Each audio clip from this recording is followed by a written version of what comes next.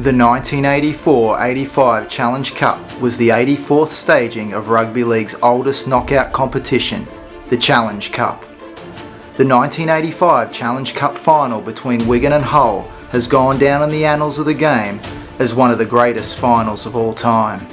A feast of tries and attacking rugby league that is still talked about some 35 years later.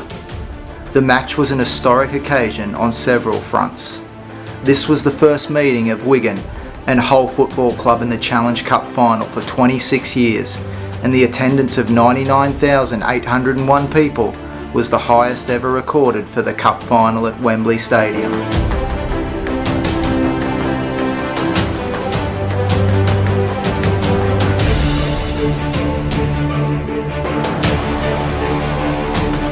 With the array of offensive weapons possessed by both teams, it was hardly surprising that many were predicting an entertaining match beforehand.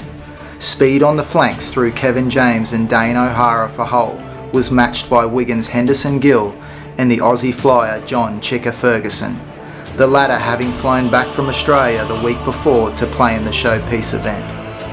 However, the match may be most remembered as the battle of the Parramatta, New South Wales and Australian teammates Peter Sterling and Brett Kenny, who had never opposed one another before in Australia and only during that 1985 regular season in England.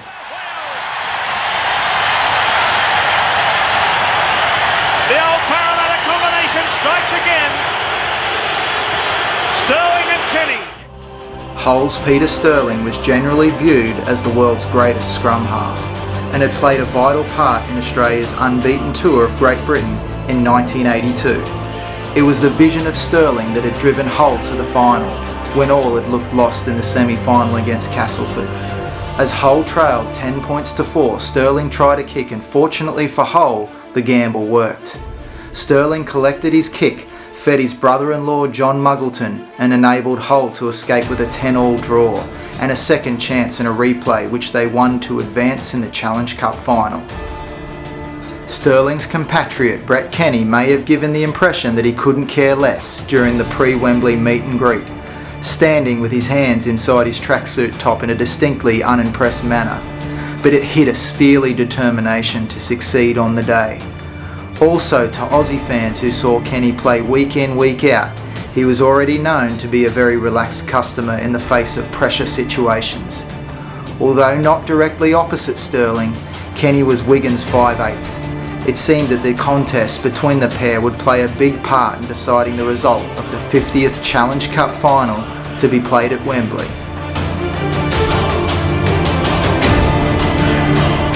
The man who flown 12,000 miles, John Ferguson, Eastern Suburbs wingman, helped Wigan through the earlier rounds of the Challenge Cup. Prolific try scorer, scored 22 tries this season. And there's the man, Peter Sterling, the shortest odds ever to win the Lance Todd Trophy as man of the match. The bookmakers in Hull wouldn't take any more bets on this man. Get underway, this 1985 Silk Cup Challenge Cup, and we're away. Long kick, and Sean Edwards to bring away. No real wind advantage to either side. The sun streaming down Hull in the black and white irregular hoops, playing from the right of our screens.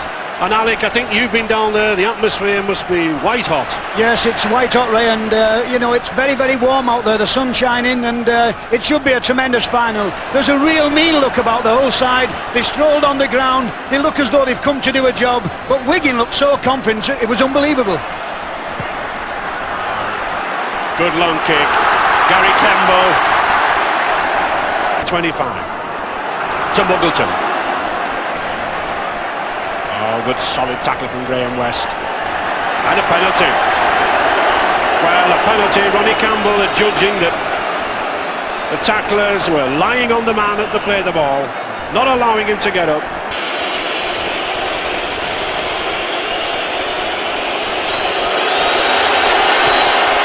Well, he strikes it well, and it's there. 2 points to Hull, thanks to Lee Crooks. 5 test caps to his credit as experience, but he's only 21. Oh, good ball from Peter Sterling. A half break from Muggleton. This is the danger of this John Muddleton, number 11. Out on the outside. Hull on the attack then. Neil Puckering. It's driving in. Sterling, good cross ball to Crooks. Just on the line. Yard from the line, Hull then on the attack. Sterling again. Harcoy, back to Sterling. Well, he's doing everything, this little lad. Muggleton. Gary Campbell, he's got a 2-to-1 situation. Kevin James, and he's in. First try of the match. Kevin James took his opportunity well, but I think it was engineered by Peter Sterling. Kept the ball going, moving it out. But Kevin James was on hand, spotted the gap. Well, they've been threatening to do this all the time. Oh, look at the little man again. Peter Sterling slips the ball out here to Muddleton, who throws the ball out here to Gary Campbell. Gary Campbell draws Henderson Gill. Perfect timing. Kevin James, what a way to celebrate first appearance at Wembley. Already kicked one penalty. He struck it well, but no, not got the direction. So 6 points to 0 down. Stevenson, a long one, hoping to push Hull back. We haven't really seen Wigan in any attacking mood yet.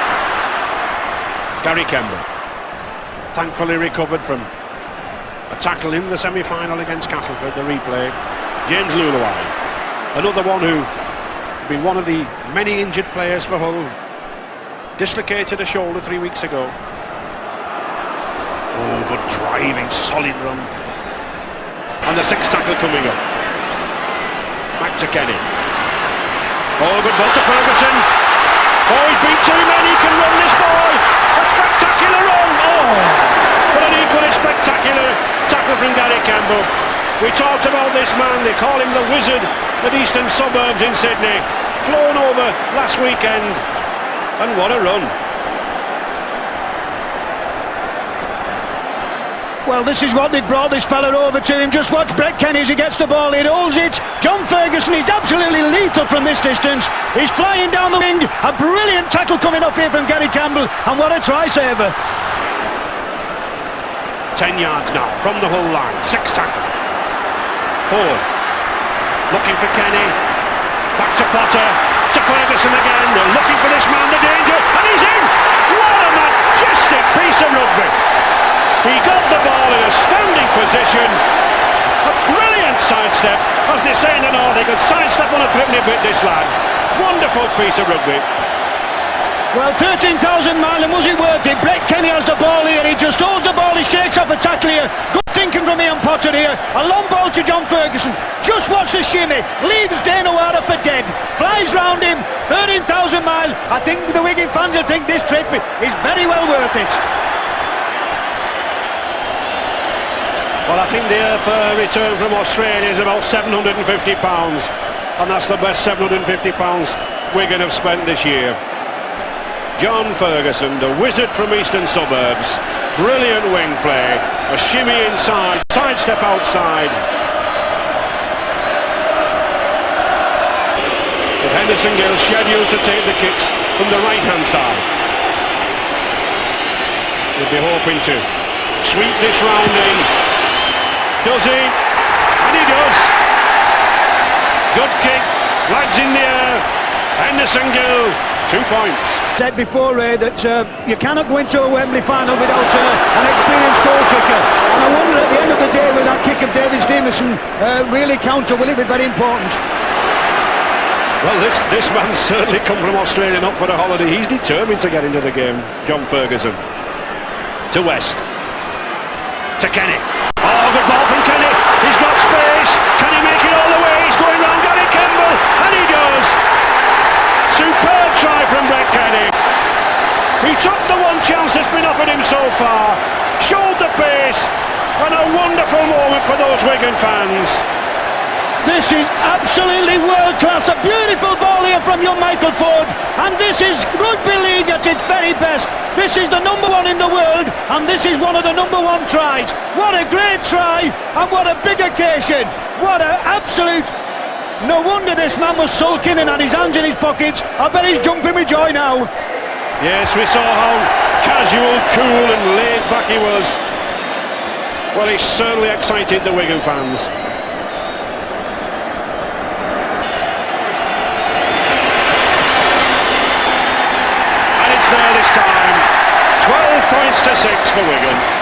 but it's a penalty. Referee Campbell bringing Nicky Kiss out. Lee Crooks then looking for the second goal, and he finds it. Simple enough. So 7 minutes to half time then. Lee Crooks tacks another 2 points on there, much to the delight of the Hull fans. 12 points to 8. In front of the post, normally a side would take it away from the post to avoid any goal kicks. Oh, beautiful goal from Kenny, which puts Stevenson in space with Gill outside him. He's only got Campbell, the fullback, to beat. He's got the strength, he's got the speed, and he's beaten him. Oh, as good a try as we'll see. All made for Henderson Gill by that beautiful pass from Kenny. We said at the beginning about that man's skills.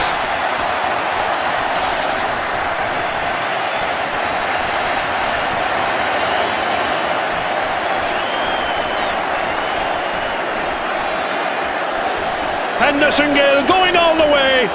Tremendous run. And just look at the grin on that.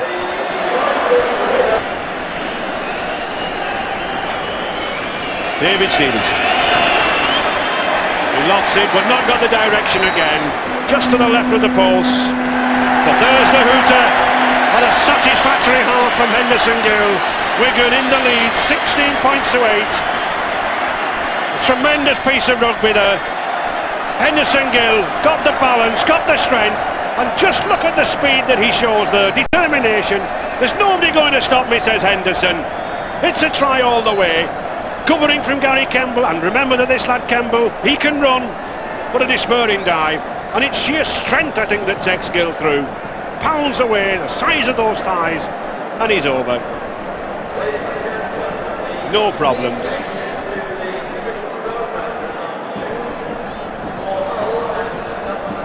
Brett Kenny, nice to see, having a word with this youngster number 7, guiding him through the game. But I think Ford's doing as much as Kenny. It's this half-back combination that's winning this match. Wigan, I'm sure, delighted to go in there at 16 points to 8. But there's a long way to go yet. 40 minutes of this second half. Many a side have come back, Alec, I think. Yes, but it's going to be a very, very big job for Hull, Ray, because I've just loved to hear what Arthur Bunting had to say. I wanted to win this one so badly because this is the third time they've been to Wembley and not brought the cup back, and those Humberside supporters will be very, very disappointed. To James. Yes, I think that the difference has been speed between the two sides in that first half, not only on the flanks down the wings, but the back three forwards have done. Potter and Graham West for Wigan. They're finding the gaps, they're finding the half chances, and the two half backs, Ford and Kenny, they're making the most of them. Yes, stealing the ball. Referee Ronnie Campbell had shouted held. Michael Ford to put the ball in for Wigan, and he does. He gets it. Oh, beautiful dummy from Kenny. He's got Sean Edwards linking up with him. Has he got the legs to the line? And he has. Oh, tremendously well worked try. Youngster Sean Edwards spotting the gap, the run around movement, setting those Wigan fans in raptures. I don't think they can believe the quality of the play. Well, you just talk about class, and this is what it is. This is absolutely sheer class. You'll never see a better standoff in the country if you've ever seen one. Little Sean Edwards, he'll love this, he's pleased with this. He's only 18, and I'll tell you what, he'll always treasure this one. And Gill with what should be a comfortable kick. And it's a good one, 22 points to 8. Hull vainly trying to get back into the game. Crooks looking for support, but the Hull forwards just not backing up like the Wigan contingent. Peter Sterling, he's got a gap. He can make it himself if he goes. Oh, good try to Evans. Yes, I thought Peter Sterling was going himself. Steve Evans a little disgruntled about that tackle by Brian Dunn. And good refereeing there. Well, we've got Mr. Magic on one side, and what can you say about this? This fella must be the best scrum half in the world. They've also got the best standoff. Just look at this for class. Knows he can't get there himself, but he holds the ball and releases it. And for Steve Evans to have the easiest of chances. And Evans did very, very well to back up there. And let's not just praise that man's skills, but let's just think of the strength of Peter Sterling. He's only 5 foot, he's 11 stone 2, and yet he held off the opposition to put that ball back inside.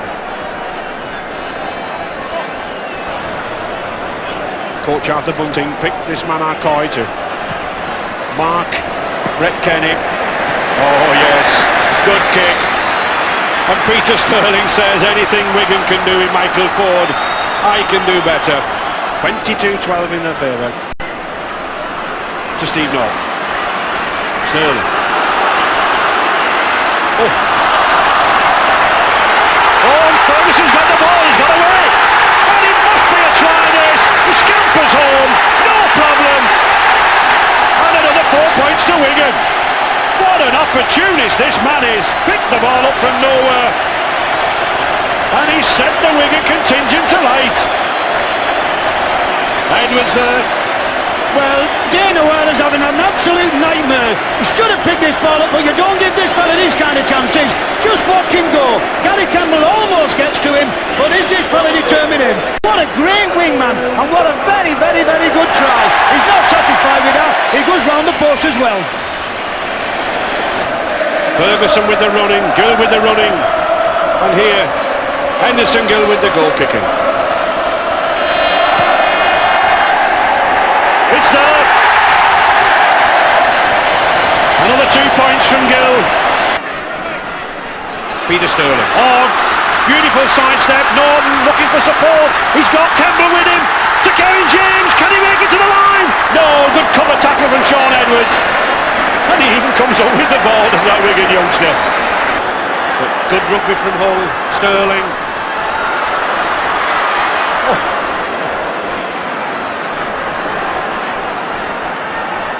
Yard from the Wigan line. Steve North looking for the short pass, he gets it and he's in. Yes, James Lutwyche. Sean Edwards was worried about crossing, but a lovely piece, sleight of hand, puts hope again in the Hull fans. Well, it's a very good try by Hull. A lovely ball out here to Stevie Norton, who loves this ball out here. Just uses a foil. Paul Rose comes crashing on top of the ball. He's a big man this. Just draws in John Ferguson and slips a lovely ball out to James Lutwyche for a very simple chance. Just mistimed his run coming up. Muggleton to Devote. Is he in? Yes, he is. Quick play the ball. Substitute Danny Devote. 19 years of age. Come on, Hull, that banner says.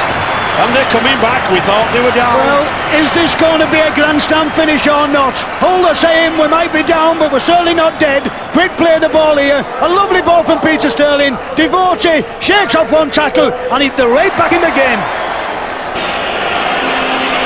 105 goals to his credit this season. A vital one. No. Just missed. And gives Wigan that. Well, this is good rugby by Hull. You know, they're not out of this game. A lovely ball again from Sterling. Holds the ball for Devote. Just shakes off David Stevenson. And as he gets away, the line comes just for him.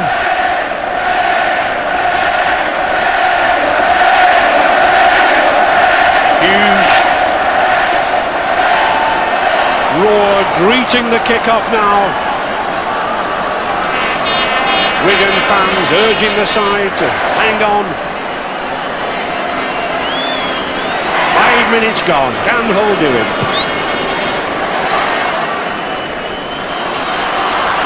5 minutes to go. Hull certainly now looking to be moving this ball out.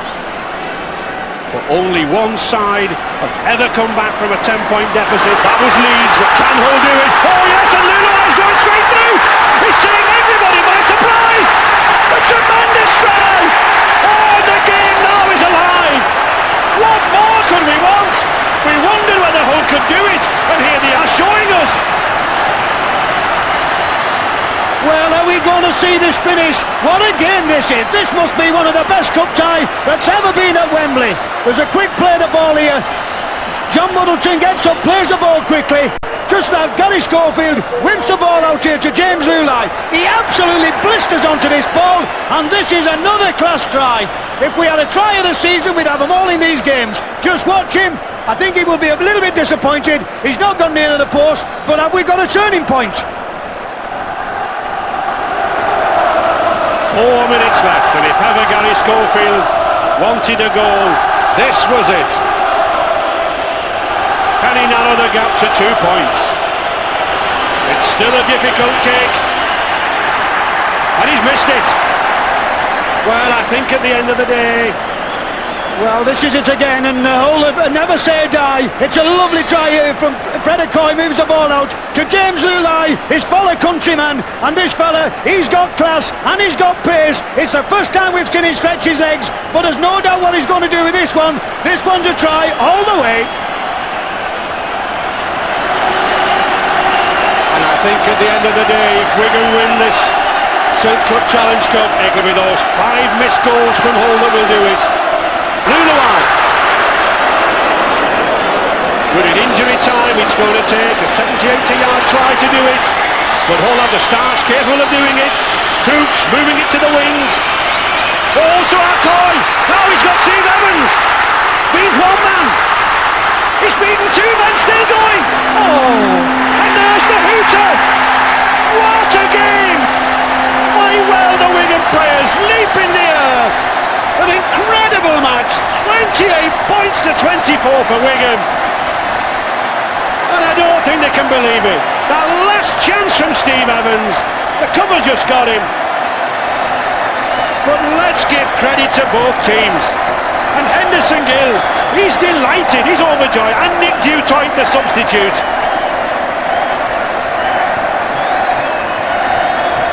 Henderson Gill in tears there, looking at the crowd. And Wigan, for the first time for 20 years, have got the cup back at Central Park, Wigan. Wigan's played some excellent football, and this man here, he's won the the Landstop Trophy. Seagar has just won the... He must have skinned the boot, is this fella. 3-1 to win it, and what a great job he's done. Yes, and the final... let's give praise to this lad, Peter Sterling. His ambition was to play at Wembley. He's upset, but what a sportsman. Acknowledges the winners. 10 tries shared between the two teams. Wigan on their way to receive the cup, and I'm sure many people will be thinking back to 1951 when the New Zealander Cess Mountford last received the cup for Wigan. And here is one of his products, a man that Cess Mountford, the old Wigan captain, coached. Graham West, all 6'5" of him, being presented with the St Cup Challenge Cup trophy by the Earl of Derby. And what a way to celebrate the 50th Wembley. Tremendous roll for Graham West. They've waited 20 years for this. 40,000 of them travelled down from Lancashire. And it's been worth waiting for. Customary raising of the cup from the team. Neil Courtney and Graham West looking for somebody in the crowd, possibly his wife. We've done it, he says. And a kiss from David Stevenson. Wigan came with a sense of vengeance. They lost last year, they felt they'd disgraced themselves. But my word, what a contribution they've made to this final. Danny Campbell, 15 stone from Auckland. Stevie Donlan, only been with the Wigan club 4 months. And Henderson Gill, wingman supreme, goal kicker, entertainer. Having a word with Jack Hilton, the Wigan club chum. Oops! Oh, lost my footing, says Henderson. Tremendous scenes, tremendous appreciation from the crowd. And the man, Landstop Trophy winner, Brett Kenny, man of the match. The Earl of Derby just having a word with Brett Kenny. And none more pleased than Wigan chairman Jack Hilton on the Earl of Derby's right. All smiles, and Nicky Dutoit, the substitute from South Africa, He watched Wigan play last season on the television. He put a telephone call into Wigan. He said, "Can I have a trial?" And here he is walking down the steps with the cup. Henderson, Gale and Ferguson, the two wingmen. Tremendous tries, as good a tries I think as we've seen at Wembley. And Nicky Kiss, number 9. And I don't think anybody's ever going to get that cup off Michael Ford, Alec. Well, what a lovely, but what a great tribute you've got to pay to this side. They've got to be a loser, and sorry to say it's got to be Hull again. Doesn't this fella look sick? But what a great game it's been. Tremendous colourful scene here. They've got Australians in the side, South Africans, New Zealanders, Wales, a truly international win. And that's what they think about it all. Brett Kenny and Fergie, the two Australians, they've been well worth the investment for Wigan. Kenny collected the Lance Todd Trophy for the man of the match, but Sterling certainly pushed him close. It wasn't all just about the superb Australian duo though, as Gill, Lutwyche, Edwards, Chicka Ferguson and others shone on the biggest English domestic stage of all. Wigan may well have lost their premiership semi-final to St Helens 3 days after Wembley, but soon the newly crowned man of steel, Ellery Hanley, would be Central Park bound, and another piece of the jigsaw was in place for what was to follow in subsequent years.